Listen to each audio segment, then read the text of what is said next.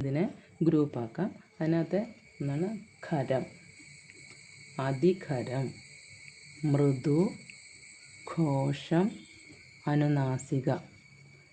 ഇങ്ങനെ 5ആയിട്ട് കൂടി തിരിച്ചിട്ടുണ്ട്.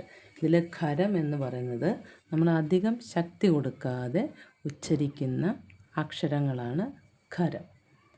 ഈ കവർഗം, ചവർഗം, ടവർഗം, തവർഗം, പവർഗം എന്ന ഈ വർഗത്തിലെ തന്നെ നമ്മൾ ആദ്യത്തെ അക്ഷരങ്ങളെയാണ് ഖരം എന്ന ഗ്രൂപ്പിൽ ആക്കിയിരിക്കുന്നത്. അത് അധികം ശക്തി കൊടുക്കാതെ ക, ച, ട, ത, പ. അതിന് ശേഷമുള്ളത് അതിഖരം. അതിഖരം എന്ന് പറഞ്ഞാൽ നമ്മൾ നേരത്തെ ഉച്ചരിച്ച ഖരം എന്ന ഗ്രൂപ്പ് കുറച്ചുകൂടി ശക്തിയിൽ പറയുന്നതിനെയാണ് അതിഖരം എന്ന് പറയുന്നത്. നോക്കാം. ക എന്ന് പറയുന്നത് ഖ. ക എന്ന് പറയുന്ന അതേ നമ്മൾ എങ്ങനെയാണോ ക എന്ന് പറയാൻ വേണ്ടി നമ്മൾ എങ്ങനെയാണ് ഘോഷം ഉച്ചരിക്കുന്നത് നോക്കാം. ഖ ഉണ്ടാവും. ഗ എന്നുള്ളത് ഖ, ഖ. ജ എന്നുള്ളത് ഝ, ജ, ഝ.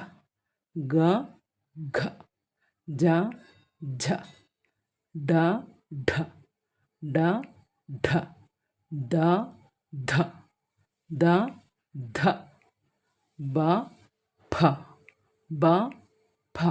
ഉണ്ടോ? ഇതിനെ മൃദുവായിട്ടുള്ളതിനെ ശക്തി കൂട്ടിക്കൊടുക്കുമ്പോൾ തൊണ്ട തുറന്നുകൊണ്ട് തന്നെ സംസാരിക്കേണ്ട അക്ഷരങ്ങളാണ് ഈ ഘോഷത്തിൽ വരുന്നത്.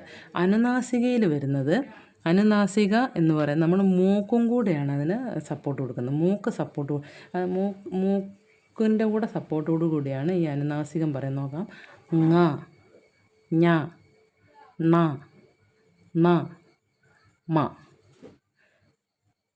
ങ, ഞ, ണ, ന, മ. ഇങ്ങനെയാണ് മലയാളം വ്യഞ്ജനാക്ഷരങ്ങളെ വർഗീകരിച്ചിരിക്കുന്നത്.